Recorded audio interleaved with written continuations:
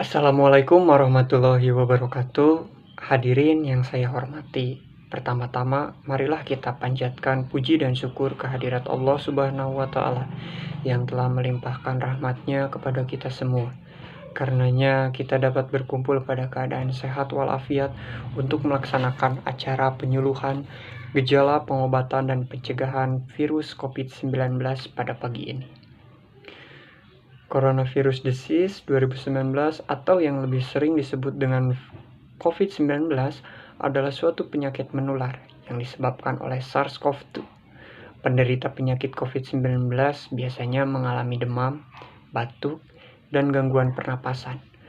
Menurut Dinas Kesehatan Buleleng, umumnya virus COVID-19 ini sering dialami oleh hewan seperti unta, ular, hewan ternak, kucing, dan kelelawar. Manusia dapat tertular virus apabila terdapat riwayat kontak dengan hewan tersebut, misalnya pada peternak atau pedagang di pasar hewan. Namun, dengan adanya ledakan kasus di Wuhan, China, menunjukkan bahwa COVID ini dapat ditularkan dari manusia ke manusia. Virus bisa ditularkan lewat droplet, yaitu partikel air yang berukuran sangat kecil dan biasanya keluar saat batuk atau bersin.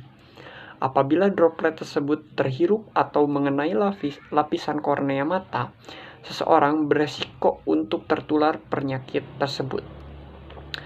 Orang yang terinfeksi gejala COVID-19 memiliki gejala ringan seperti batuk kering, demam, batuk, kesulitan saat bernapas. Namun, jika seseorang benar-benar terinfeksi, biasanya gejala tersebut dapat berkembang menjadi pneumonia berat.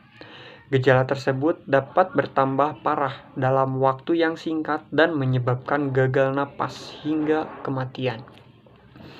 Jika sudah terpapar dengan gejala ringan atau tanpa gejala, bisa melakukan pengobatan dengan cara mengisolasi diri dan tidak kontak dengan orang lain selama kurang lebih 14 hari dengan melakukan hal-hal yang dapat mencegah penyebaran virus tersebut. Contohnya, banyak mengkonsumsi air putih untuk tetap menjaga kadar cairan dalam tubuh, banyak mengkonsumsi buah-buahan, makan yang teratur, tetap melakukan olahraga ringan walaupun hanya di rumah. Namun, jika terpapar dengan gejala berat, pasien lebih baik meminta rujukan kepada dokter agar melakukan isolasi di rumah sakit rujukan dan mendapatkan penanganan dan perawatan dari tim medis tersendiri.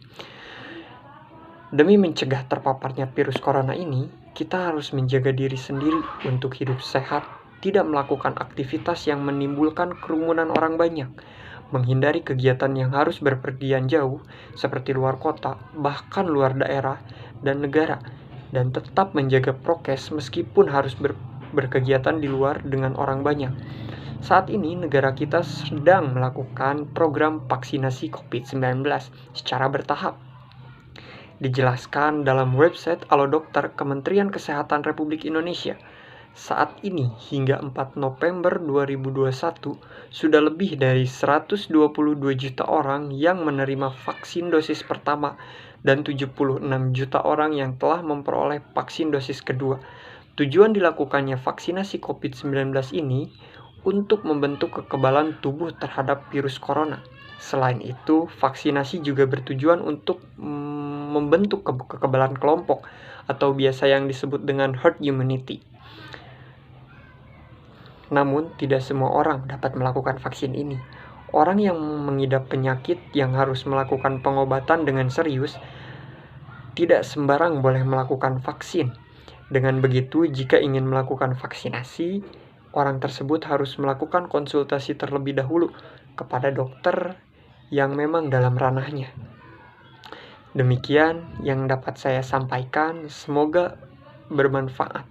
Tetap menjaga kesehatan dan menjalankan prokes yang sudah ditetapkan.